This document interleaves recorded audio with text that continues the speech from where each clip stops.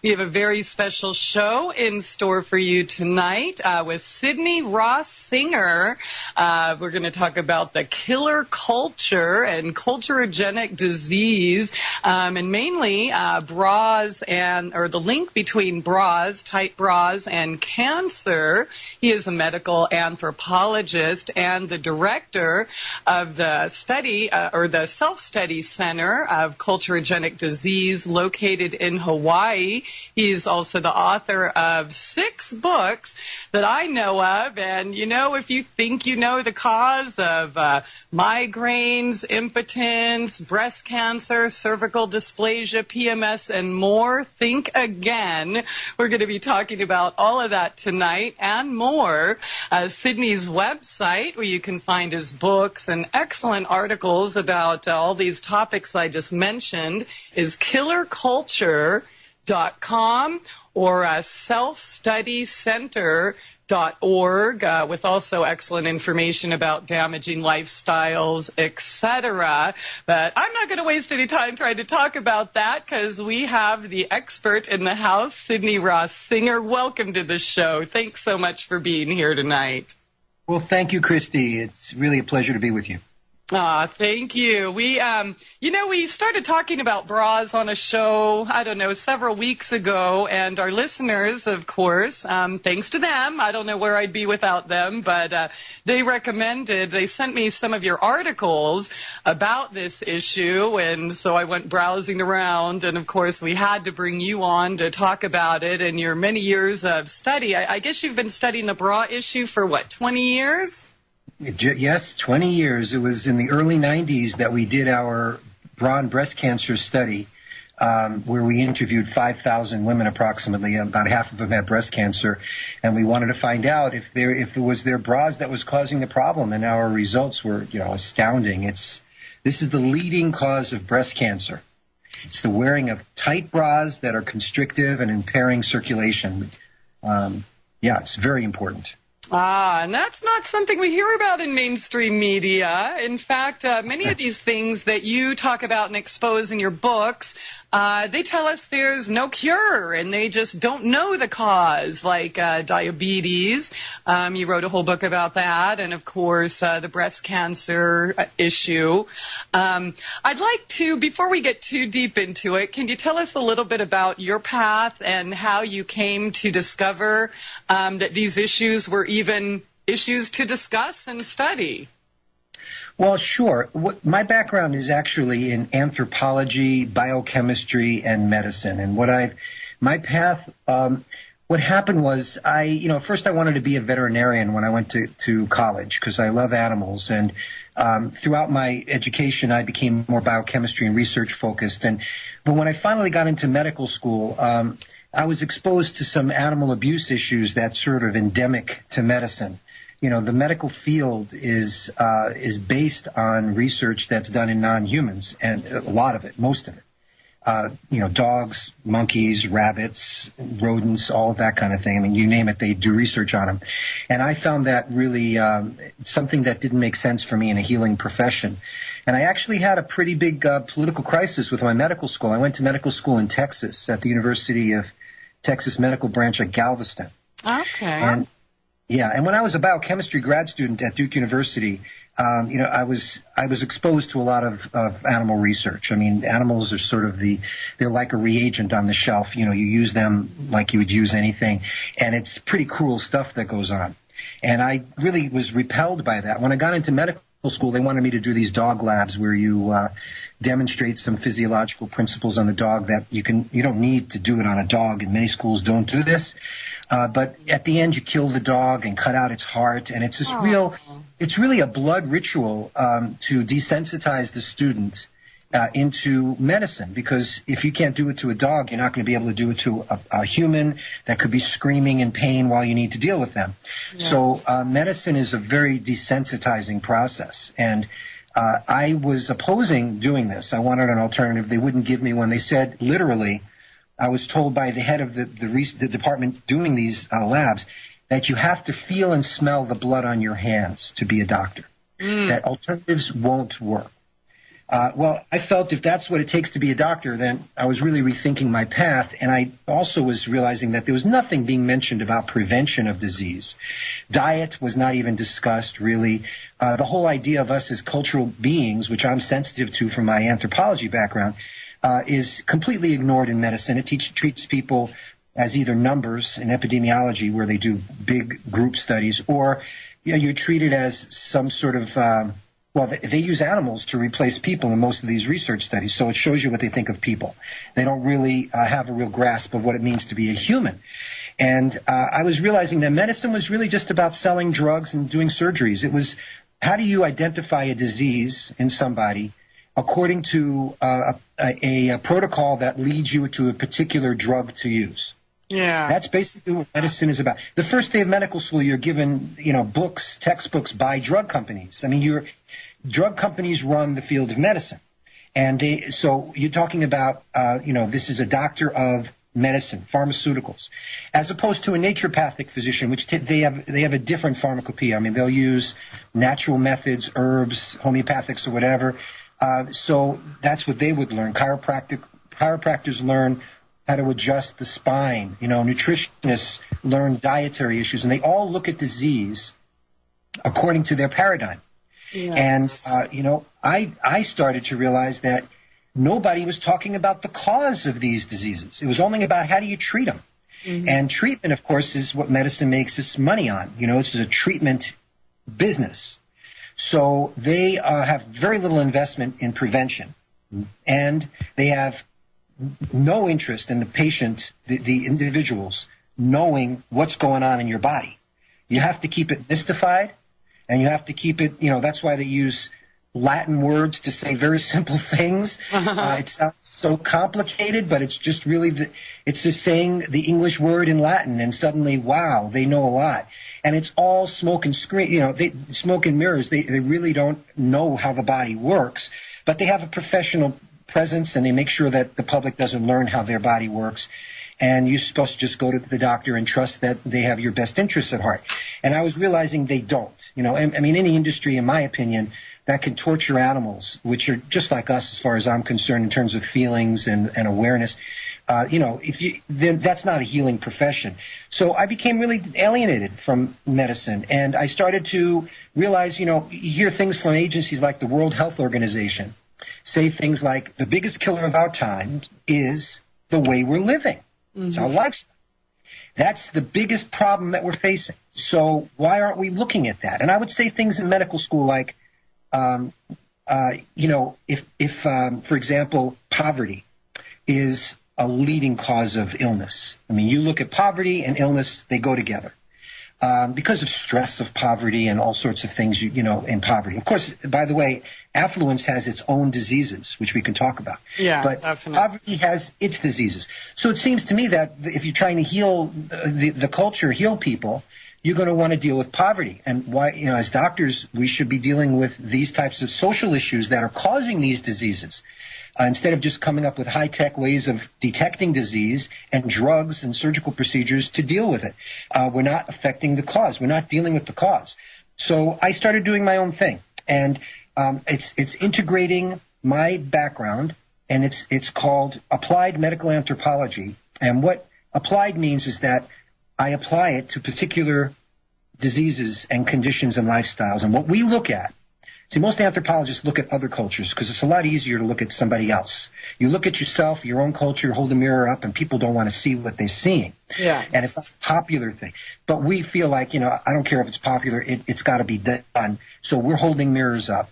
And what we do is we just look at how the things we're doing, consciously and unconsciously, that are taught to us by our culture and the attitudes and behaviors that are instilled in us from childhood, from birth, those are leading our lives and making us make choices and decisions and do things we might not even be aware of that are causing our major health problems.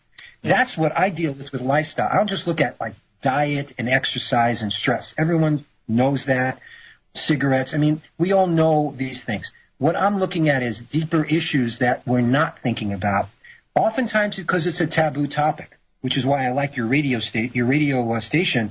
There are no taboos, and there shouldn't be. because people get sick because of their taboos. And the first thing we realized, it was just fortuitous. We were actually, my wife, I met at an animal conference, the first march in Washington in the year 1990. There was a March for Animals. And I was starting to become associated with animal groups because I was refusing to participate in this dog lab at medical school, and they weren't going to let me out. And I had to threaten a lawsuit for them to let me out. I mean, I was saying I have religious objections to animal cruelty. You know, if it's unnecessary, which this was, I shouldn't be forced to do this. And all of these issues, and they were forcing me to, you know, but they finally let me out. And I became a spokesman for not using animals in medical education, so that we can actually be creating compassionate doctors that don't inflict injury on helpless beings, you know?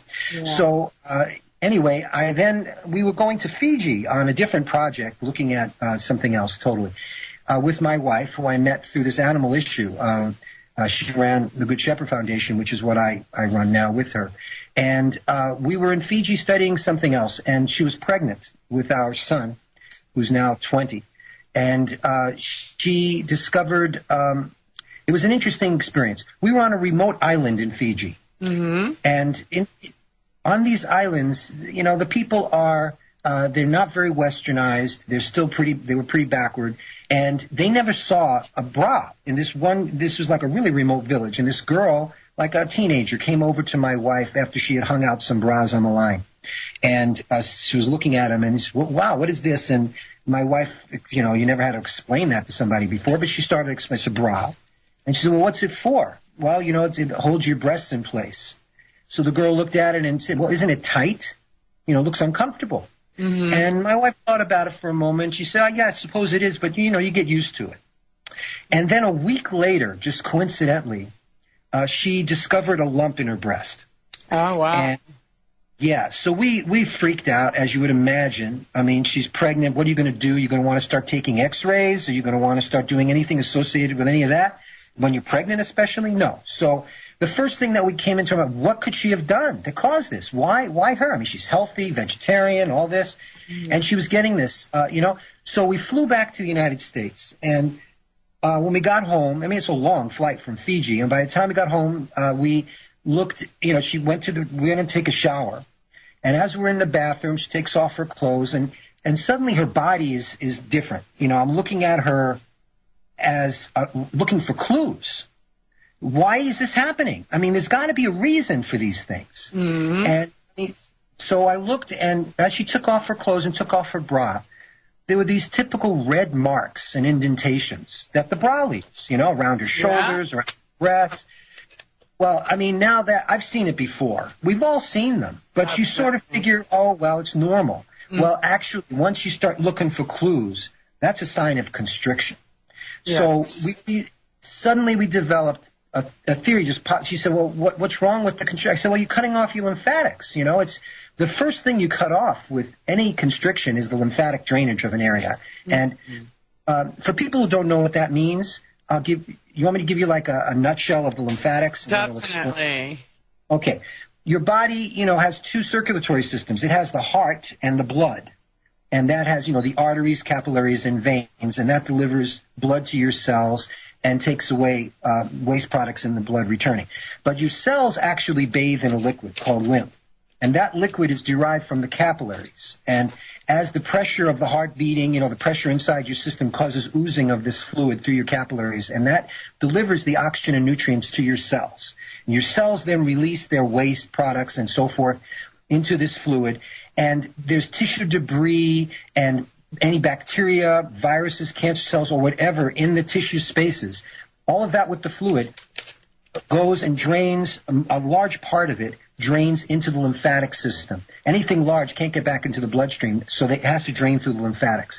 And what happens is, in these tissues, this fluid starts to coalesce, it starts to go through these tiny vessels, tiny tubes that get larger until they reach lymph nodes. And for the breast, in this situation, the lymph nodes are mostly in the armpit. So, I mean, some are down below the breast, but for the most part, the fluid of the breast tissue drains into the armpit lymph nodes through these little capillaries called lymphatic vessels. They have no pressure in them. They're not pumped like the heart.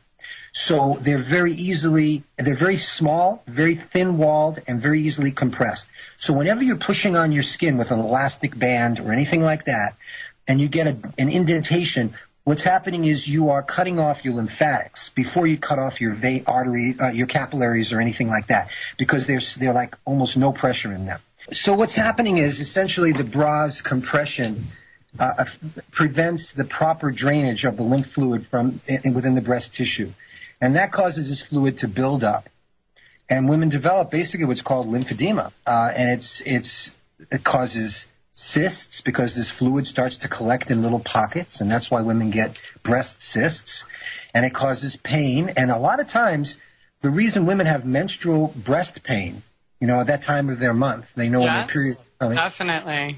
Well, that goes away almost all the way, if not all the way, when you get rid of the bra. And that's because at that time of the month, your breasts are actually a little larger than at other times because estrogen, which spikes at that point, causes fluid cells swell. Mm-hmm. So your body is puffier during your period, before your period. It actually is a flush.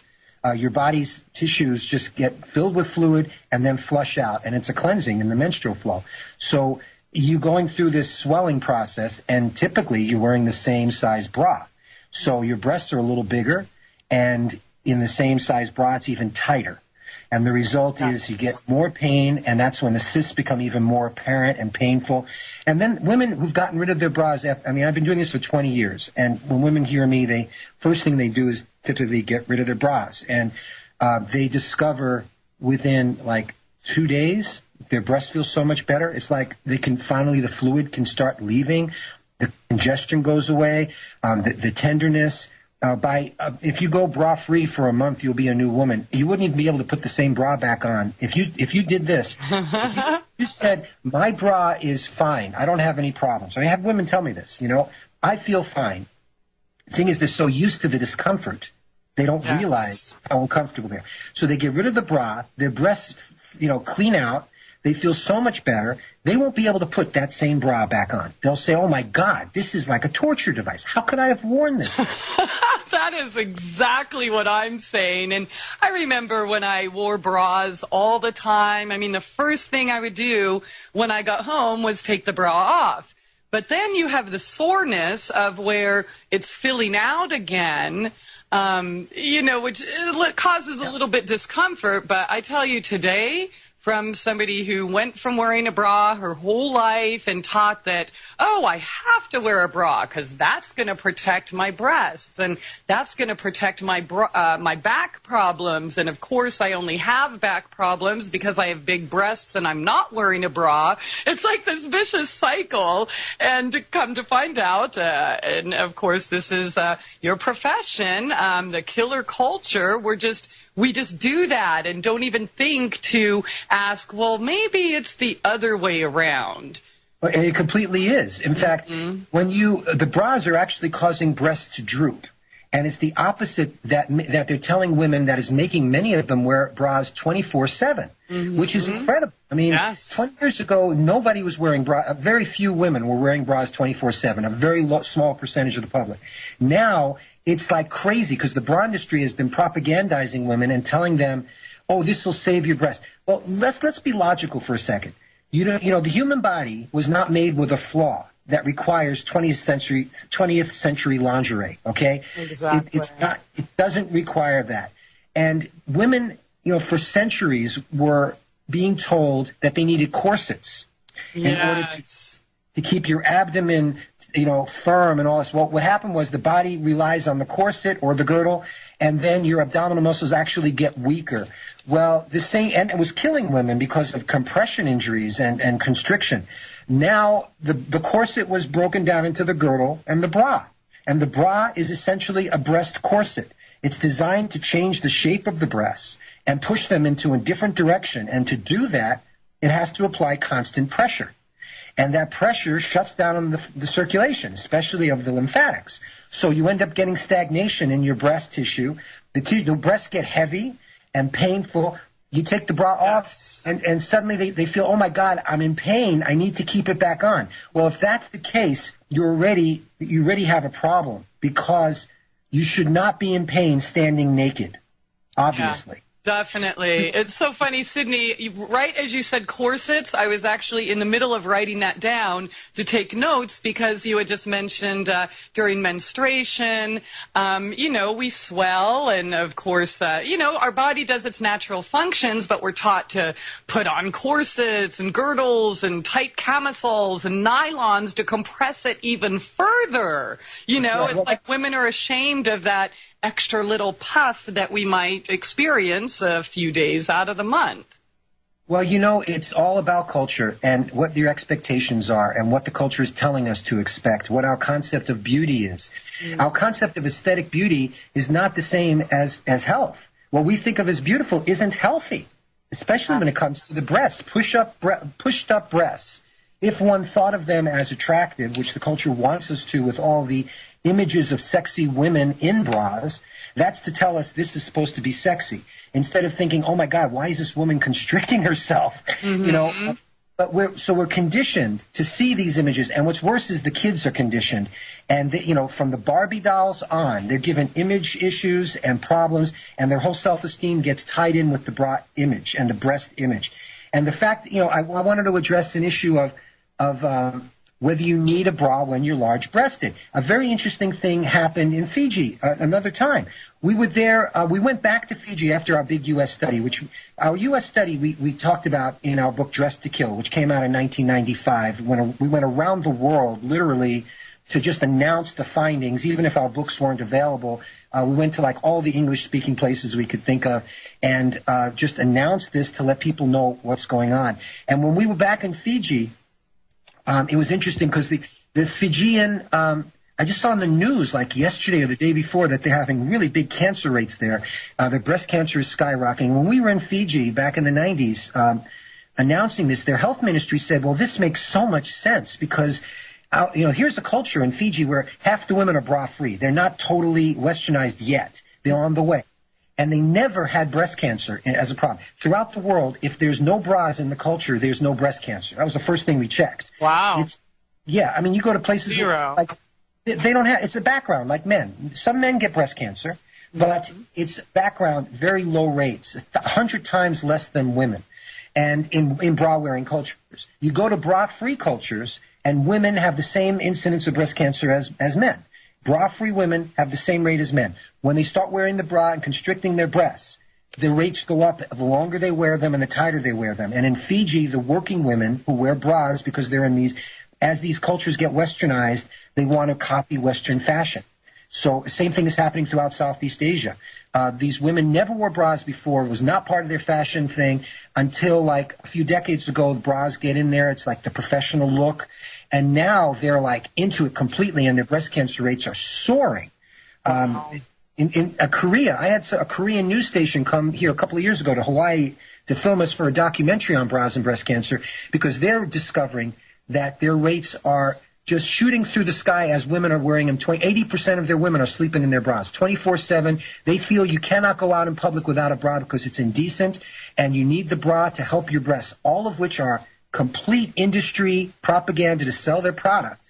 But, they're buying it, they believe in it, and now they're seeing their rates of cancer are skyrocketing. So now Dressed to Kill is in Korean, too, because after this show, they wanted the book. It was like an expose they're telling their women you don't have to wear them. Wonderful. It's actually optional. Yeah, but isn't that weird? Yeah. Why would you have to tell women you don't have to wear a bra? Yeah, and it's really a relatively recent phenomena, isn't it? I mean, we've been around thousands, if not hundreds of thousands or millions of years. Who knows? But bras have only been around how many decades? They're around since the 20s. And, the thing is, corsets did other types of constriction to the body. The whole purpose of culture and fashion is to try to change the human form. That's like the human cultural thing that we do with our aesthetics is we try to improve on nature and humanize it. So we create an artificial, which means human-made, look. and whether it's with makeup to look different or with clothing that changes shape. You know that women in China bound their feet for 1,000 years. Yes. That was causing, you don't realize what that did to their feet maybe, but it was causing necrotic toes. Their toes rotted away. Yeah, because they were told that large feet was unwomanly and unattractive. And, I mean, that's what we're doing to ourselves here. Well, it's also learned. It was women control too, because if the women were hobbled up and they were in these tiny shoes, they couldn't get around, and the men knew where they were, and they just went home and they would get erotically stimulated by unwrapping their feet and the bindings. There was an erotic stimulation for the men, and this lasted for centuries. So how smart are we as human beings? What kind of controls are there on us that we would do such self-destructive behavior for so many years? It's really mind-blowing. That's one of the things that we've realized. That's why these are culturogenic diseases. It's not like just coming up with an answer, bras cause breast cancer, and then women say, oh, thank you, and they get rid of their bra, and we're done with breast cancer as a problem. It doesn't work that way, because the bra is connected to self-image, fashion, a cancer industry that's making so much money on breast cancer, and all, you know, I have so many stories to tell you of the 20 years I've been fighting these people, and then the lingerie industry is worried about class action lawsuits, just like big tobacco. You know, they know that they're in trouble. They know their products are killing women, but they do it. It's fashion, and now they're pushing it even more. Corsets are even coming back. They're just, there's no concern for health at all in the fashion industry. And I think we all need to take responsibility for what we do to our bodies, and what we feel comfortable with and not comfortable with is all imposed on us by the culture. Absolutely. And, you know, you wrote an excellent article called Men to the Rescue, How to Save Women from Breast Pain, Cysts, and Cancer. But let me ask you this, Sydney, and this is a question I would have asked long ago. One of the listeners says, I feel a little uncomfortable not wearing a bra all day. I'm a 34 double D. Any advice? Well, yes. I was going to say this in Fiji on the second time. I remember going to seeing very large-breasted women who were not wearing bras, and I was talking to them about bras, and why don't you wear them? And she said, I'm too big to wear a bra. And many women felt that way. Oh, wow. Isn't that the opposite? So it's the opposite, yeah. It's the opposite. And actually what happens is your breasts get weak if they're relying on the harness of the bra to support them. So the ligaments in your breast tissue that support the breast and you know, the chest musculature all get weak when you have this device strapped on. And, you know, the other aspect that leads to cancer, because I've really explained why this causes fibrocystic breast disease. That should be called tight bra syndrome. But the problem is, you know, we live in a really polluted world, and all the pollution in our air and water and food, the petrochemicals, you know, the pesticides and herbicides and toxic chemicals, plastics, all of this. You know, we take these in our bodies, and we have an amazing ability to detox from these things. But if your body has constrictive clothing on, then it can't flush these things out of your body after they get delivered by the bloodstream. So the lymphatics, when you impair your lymphatics, what you're essentially doing is whatever organ is getting congested with its fluid backing up and being stagnant is also getting not only internal toxins build up when you have low oxygen in your tissue, like free radicals and other types of when you have low oxygen, your body doesn't work very well. So the tissues that rely on oxygen with their enzymatic processes, those processes don't function well when you're low oxygen. So your whole body is deteriorating under constriction and when there's stagnation and lymphedema. But add to that the toxins from our environment that we take in, and including pharmaceuticals. You know, you're taking any drugs or anything, those are going to get concentrated in your tissues. So this is something that medicine, because it doesn't think about people as cultural entities with particular behaviors, and they just think of us in some very nebulous biological terms that they can equate with tissue cultures or animals. They don't appreciate the fact that clothing affects circulation. So that when you take things in your body, you need like to get it out of your body by the lymphatic pathway that doesn't want to be constricted or compressed. So the best way to get stuff out of your body is with exercise, which increases lymphatic flow like over 20-fold, and which has raised an interesting question about exercising with a sports bra, because you might say, if I'm very large-breasted, I can't run or bounce very comfortably. What should I wear? In case somebody wants to ask that question, let me answer that. But after this, right. Yeah, all right. It's that time again. So lots of good questions on the chat, too. Very much enjoying what you're sharing with us here tonight, Sydney, but it is that time. Stay tuned, everyone. Sydney Ross Singer here on SoulJourneysRadio.com. Somebody's asking in the chat, or they said, try to explain to your boss why you're not wearing a bra. Many places have dress codes. Well, I think that's a good question.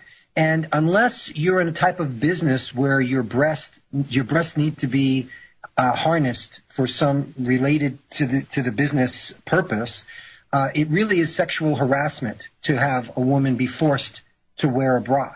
That's I think we need to have some women stand up and say, I don't want to wear a bra. This is bad for me. It feels bad, and I should not have to wear a bra for this job. There's nothing to do with my breasts with this job.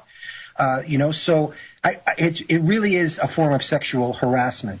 And I know some women think, oh, if you're not wearing a bra, it's provocative. Well, actually, the bras are meant to be provocative. The bra creates an issue out of the breast. They're the ones that push them up and make this cleavage that make people go gaga. So, absolutely. And I also want to say something about the idea that you're going to have back pain with your breasts normal. That's ridiculous. The human body is fine. If you have big breasts, you'll be fine if you never constricted them. If you grow up, though, and by the way, the reason early puberty is a risk factor for breast cancer, which it is, regular mainstream orthodox circles don't know why, but they know that it's a risk factor. They think it has something to do with hormones, but there's nothing wrong with hormones. We've had them forever. There's no big genetic problem with breast cancer because this is like an epidemic. Genetic mutations are little things. We're having a cultural problem, and when you're standing there, you should be comfortable naked.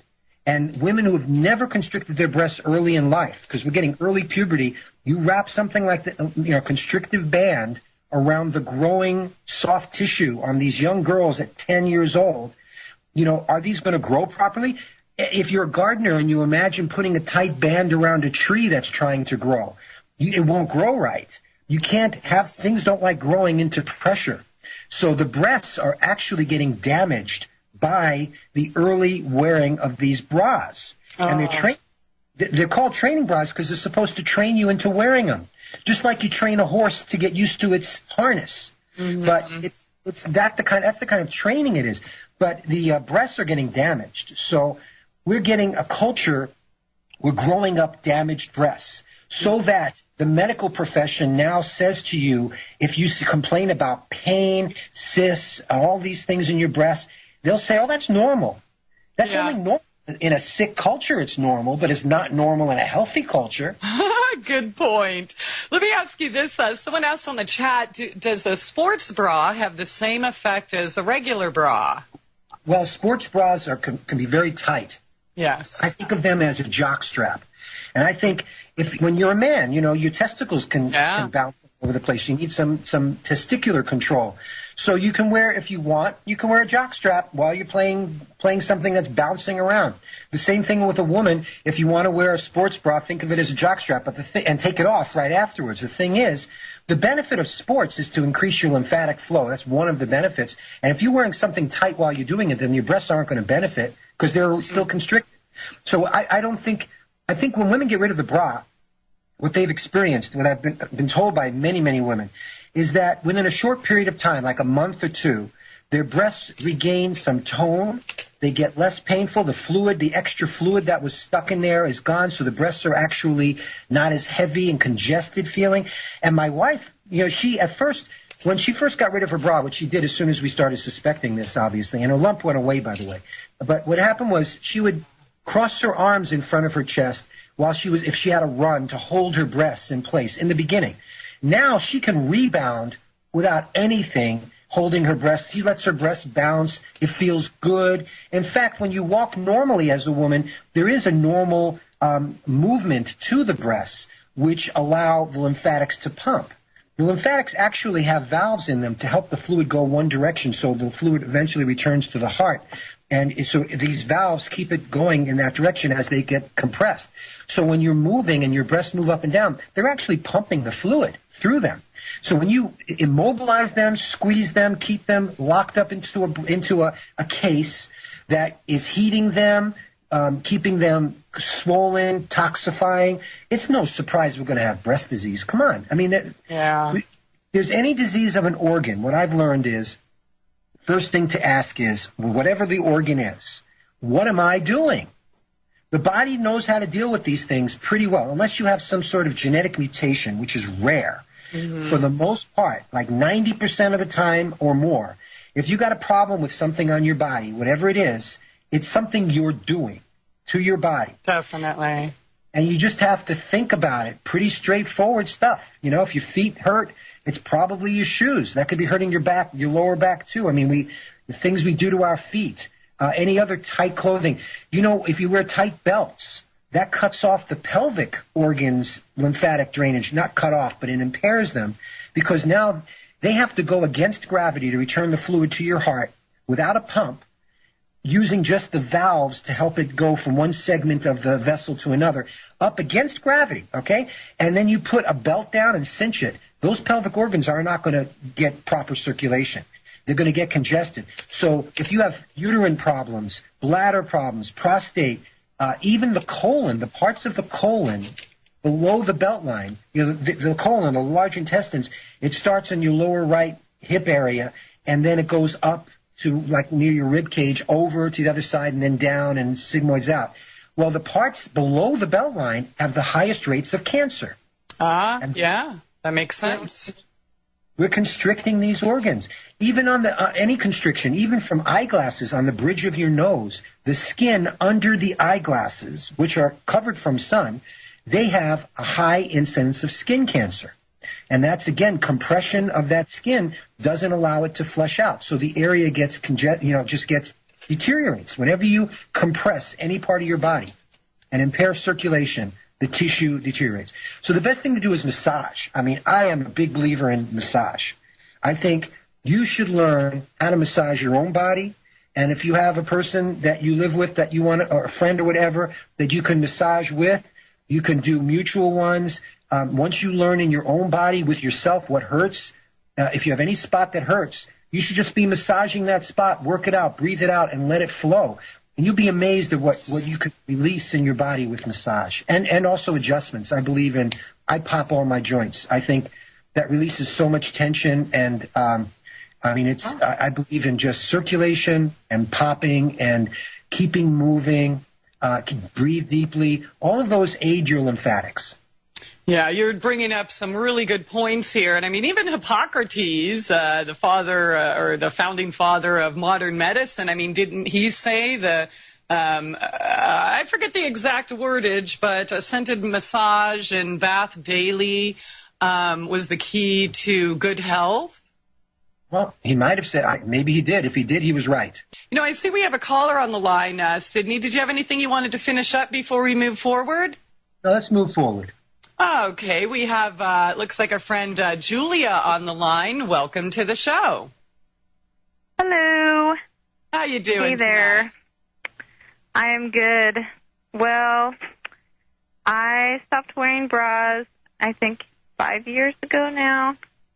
Nice. It was like just after my my freshman year of college. Mm-hmm. Yeah.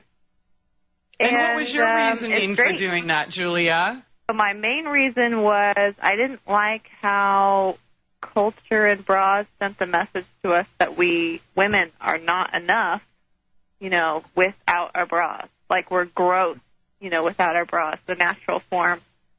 And that just did not. Isn't that a shame? How we're taught that, and I felt that. I mean, there was a time in my life where there was no way I would be caught dead going out of my house without heels, nylons, bras, makeup, hairspray, all of that stuff that I look at now, you know, I look back and kind of laugh at and think, wow, how sick was I? But it is. Right. It's societies. I think that's something that's commonly experienced. The fear is in your own head. It's the conditioning that says, you know, you're not acceptable the way you are. It's all attitude. And I think once you're not psychologically uncomfortable, it's very physically liberating, and it really should be psychologically liberating. You know? Oh yeah. I mean, I feel much more comfortable with my body than I think most women do. Even though I still, you know, I feel totally comfortable without a bra. Like physically, it feels wonderful. I hate the feeling of one, you know, and I feel very positive about the way my breasts look. I only, you know, am more conservative with the way I dress because of fear of peers and people around me, you know, bothering me about it. Well, I think that's what we need is more women being able to stand up and actually just be proudly, bra-free and realize that this is just a lingerie sales pitch that has become so entrenched in our culture that we're having this discussion. I mean, if you were to step back at this and make like you were in another time in history, we would be laughing at this, that women are so afraid of being in public without an undergarment on. I mean, we're not even talking about exposing your body. This is an undergarment.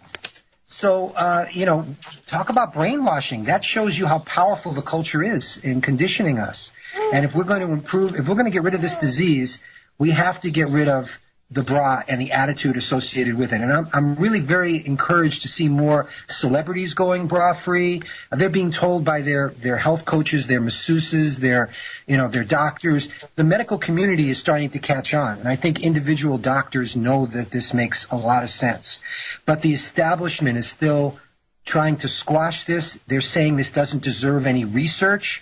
No research. Like, this is such a ludicrous idea that they don't want to waste their time looking at it. And if they're putting their head in the sand because they're so embarrassed, you got to realize, Christie, all the research that's been done on breast cancer over all of these years that ignored whether or not the women in the studies were wearing bras are flawed. They're flawed. They're garbage because it's like studying lung cancer and not asking, do you smoke?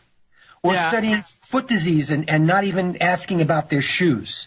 You know, obviously, the biggest imposition on the breast that our culture does, on the whole body, is the bra. Of all the organs on our body in today's modern fashions, the breasts are the most constricted. And when you look at the site on a woman's body for cancer, they're the highest site for cancer. I mean, it's so obvious that we just have to get past this. And it's interesting that some women will hear this message and get rid of their bras, and they will benefit from this immediately. And other women will say, there's no way I can go without my bra. I'd rather be dead than without my bra. And that might be a self-fulfilling prophecy because, you know, these are choices you're going to have to make. And you can't trust the medical establishment to tell you this information because I am not part of the medical establishment. I'm trained in it. But I don't have the strings that they have that pull them, and like the pharmaceutical industry that treats breast cancer. And I was told when we first came out with all this, when we were going around the world, I went to a couple of PR places, like in Australia. I wanted some help with outreach to connect with the media, and the PR firm first set up an appointment, but later had to cancel for a conflict of interest. I wanted to check if they had a conflict. I said, do you represent any lingerie manufacturers? She said, no. So I didn't think there would be a problem. But then later she said they did have a conflict. They represent a drug company that sells a treatment drug for breast cancer. And I said, well, there's no conflict. I'm talking about the prevention of breast cancer. They're the treatment of breast cancer. It's different. And she said, no, that's a conflict. And I've seen that so many times now. The treatment of a disease is in conflict with the prevention of a disease. Yes. So if you're going to go to an industry that makes money treating mammograms, let's talk mammograms for a quick second. When our book first came out in '95, we addressed the kill book. We were interviewed by this producer at Dateline NBC. And she was going to do the book. Actually, before the book even was published, it was in the National Enquirer, a 2-page spread. They bought advanced publication rights to announce the bra and breast cancer link. And the National Enquirer, I was a little concerned it wasn't a very credible source. But on the other hand, a lot of people see it, so we let them go ahead and do this information. Well, the Dateline got interested in that, thinking it was something to make fun of, and they wanted to do a story on this. But then they found out it wasn't something to laugh at. They found a medical historian who was very congratulatory that we resurrected the lymphatic system in discussing disease, because the lymphatics have been sort of forgotten by medicine because, in medical school I didn't even have 10 minutes on the lymphatics. They think of them as, you can't give a special drug for them, and you can't cut them out because they're little vessels. You can cut out lymph nodes. And that's what medicine does. They see lymph nodes as the way disease spreads. They don't see it as the way disease is fought by the body. They see it as how it spreads. So they remove lymph nodes. So medicine is they have a very bad relationship with the lymphatic system. They ignore it for the most part, and they create a lot of lymphedema as a result after they remove the lymph nodes. Anyway, the Dateline is owned by NBC. It is an NBC show. NBC is owned by General Electric. General Electric, they make mammography machines. And she told me once the story got into a positive, oh, my God, this is real, they killed the story because there's a conflict between NBC had a policy that Dateline couldn't do any show that exposed anything that threatened the interests of General Electric. So they couldn't do anything that threatened the mammography industry. So therefore, they killed this issue. I had another similar case in Hawaii. I was talking to I was going to do a study on women that actually was done. They ended up doing this in the UK, and I was interviewed for this. It was a documentary came out in the year 2000 called Bras, the Bare Facts. And they had 100 women go without bras for 3 months. These were all fibrocystic women. They were in pain, like incredible, getting needle aspirations every few months to, sticking in a needle in the breast to remove the fluid out of their cysts. It was incredible. Well, they got rid of their bras, and it was documented for TV, and their lives were transformed. It was incredible. But they tried documenting that with ultrasound images of their breasts to see the cysts actually go away. And it just so happens that they couldn't read them accurately enough, because if you showed, and this is an insight into medicine, if you showed the image of the ultrasound to 2 different doctors, they would see completely different numbers of things, of cysts. In other words, they were not accurate readers of these things. So we couldn't test it that way. But the women themselves had transformative experiences. It was incredible.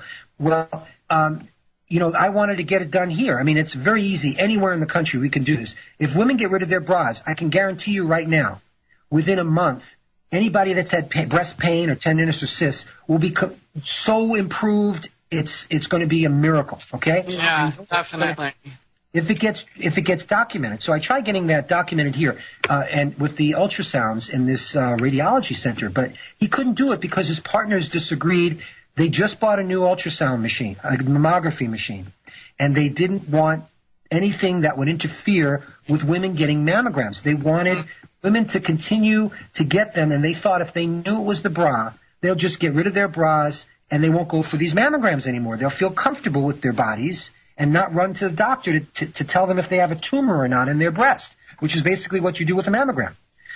So it's very interesting how the industries make money on this disease, and they're not interested in ending this, especially with something that takes money out of the economy. You're not going to want to buy bras. You could buy camisoles instead. You could buy T-shirts. You could buy other types of clothing. But but bra sales will suffer, and medical. Think of how much money is involved in breast cancer every year. It's incredible. Definitely. I mean, isn't like one cancer patient worth $300,000 to $500,000 to the medical industry, or maybe rather the insurance industry now? I mean, even the doctors are kind of getting cut out. Well, we pay for it all ultimately, either premiums or taxes, and the bottom line is it's a lot of money. I mean, 200,000 new cases every year, just times 100,000 each. I mean, it's a lot of money. And then you look at the bra industry. I just looked at some numbers in Canada of the bra industry. In Canada alone, the bra industry is a $6.5 billion industry. So we're talking about multiple billions giving and treating this disease. And, you know, to stop it by not wearing your bra will only help the women who do that. And so I think that's the nature of culturogenic diseases. We develop bad lifestyle habits that get institutionalized into certain industries, and they're not going to stop what they're doing, and they're afraid of lawsuits if it's proven, so they're going to do whatever they can to not get the research done, because if there's not enough evidence in research... Or suppress it. Right, but if there's not enough evidence, you can't sue. It's all about lawsuits. So this just makes so much sense, okay? We create a disease, then we chop it off, whatever part of your body ails you, and then we radiate it, which actually causes the problem you just have, and then just literally steal billions upon billions of dollars from the taxpayers because somebody has to pay for this. I don't see how that's good for the economy at all. Well, let's take another example. Let's take cell phones. Okay? Yeah. Let's say the cell phones are proven to cause brain cancer and parotid gland cancers and ear problems and all of these things. If that happens,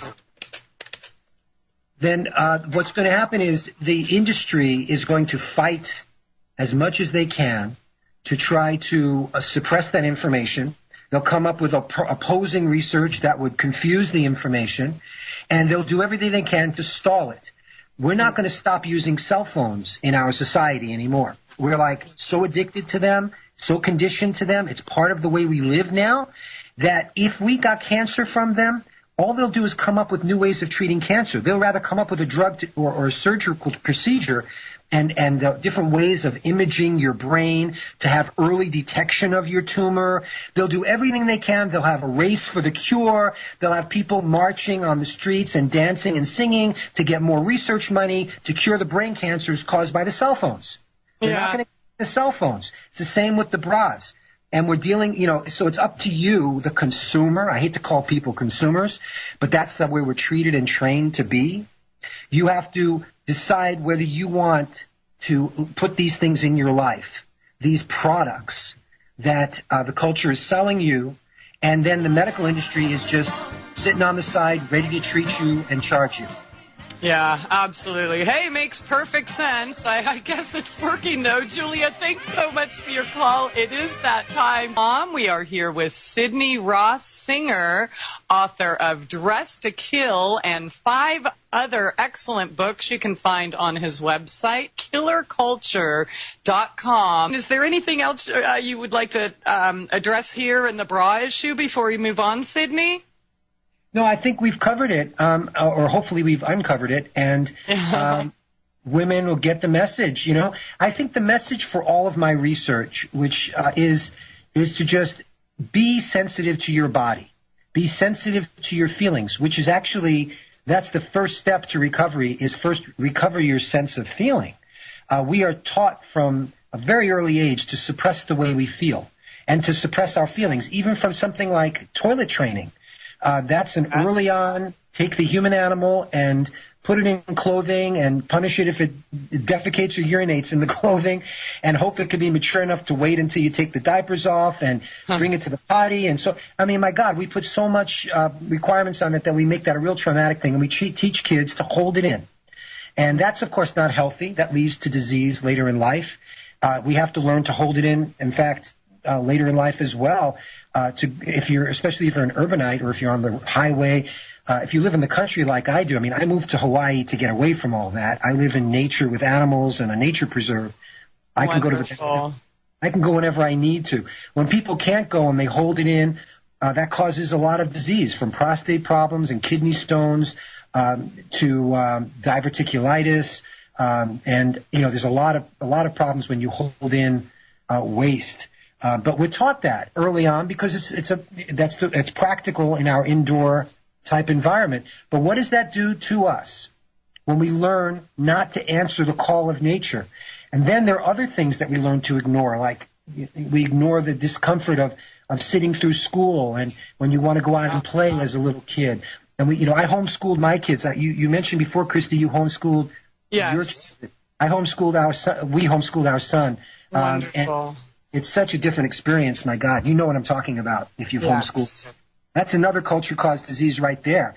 I mean, what we do to children in school, oh, my God. So it's all about training you that when you grow up, you'll be a compliant worker, do what you're told, when you're told, eat when you're supposed to, go to the bathroom when you're supposed to, wear what you're supposed to, consume what you're supposed to. And we're given the messages reinforced every day in the music we listen to and the movies we see and the internet and the news and everything.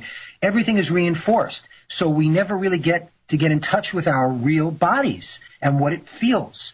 So once you learn that and rediscover how you feel, you then use that as a guide, because that's why we have feelings. And that tells you if something feels bad, it's a warning sign that this might be harming you. And if it feels good, that's a sign that it may be good for you. I mean, there are exceptions, but that's for a general rule. That's why we have feelings. It functions that way. So when it comes to the bra and breasts, if you feel uncomfortable naked, and it's not just psychological and it's physical, then you need to massage your breasts. You need to get the fluid out. And, just if you have to do it slowly, that's fine. But whatever you wear on any part of your body, it should never leave red marks or indentations. That's constriction. I would avoid elastic if you can, because that holds on by constriction. If you have an elbow or a wrist that is sprained, or you have carpal tunnel or something, and you use ace bandages to wrap around the injury in knees or whatever, that's going to constrict it. It's not going to heal properly. These tissues... Isn't that what they tell us, though? Rice, rest, ice, compress, and elevate? Well, you certainly want to elevate because that helps with circulation. If it's in your whatever, it helps it. But you don't want to put something around it that blocks the lymphatics, because that's how the tissue cleanses. It has to go out the lymphatics. It just has to. So as the tissue gets, restructured, it cleans out and forms new. And as it cleans out, it does it through the lymphatic pathways. So you need to not have an ace bandage around. I've run into so many checkout cash, in the supermarket, where they're taking the product and they're putting it past the scanner, and they have this repetitive motion injury that they do to their arms. And then I noticed they're wearing like an elbow constrictive bandage or something around their wrist. And I'll ask them, how long have you had this problem? Oh, I've been having this for a year now. Doctor's telling me to keep this on. And it's like, well, there's two things wrong. And first of all, the cause of the problem is your job. So you got to either change jobs, which is the smart thing to do if you can, yes, or realize you're going to constantly, this is, again, these are important decisions. Lifestyle decisions are very important. If you have a job that's killing you or hurting you in any way, you got to ask yourself if you need the money that badly, because it's going to go pay for medical bills. And the other thing is, you don't want to constrict the body as it's trying to heal. You'd want to massage that. Rest it. Don't do that anymore. Massage it and let it heal. Your body knows how to heal. It's just we keep on getting in the way because you're going to go back and do the same thing over again. So you have to find out what you're doing wrong, be sensitive to your feelings in the process, and then stop doing it. And then your body will get better. You don't need to buy anything. You don't need the products. Although some products may help you in the process of recovery and facilitate, maybe. But nature doesn't make it a real difficult process to be healthy, or we would not have survived. We know our bodies are amazing, good healing things, healing instruments. We're like phenomenal machines that know how to heal and take care of themselves, and we get in the way with these stupid lifestyle things.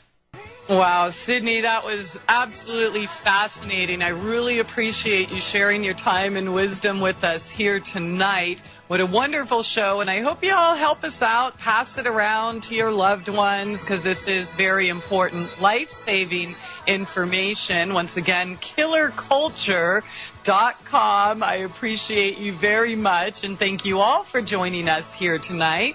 Abundant blessings and love to you all. We will see you tomorrow night with Tobias Lars here on SoulJourneysRadio.com.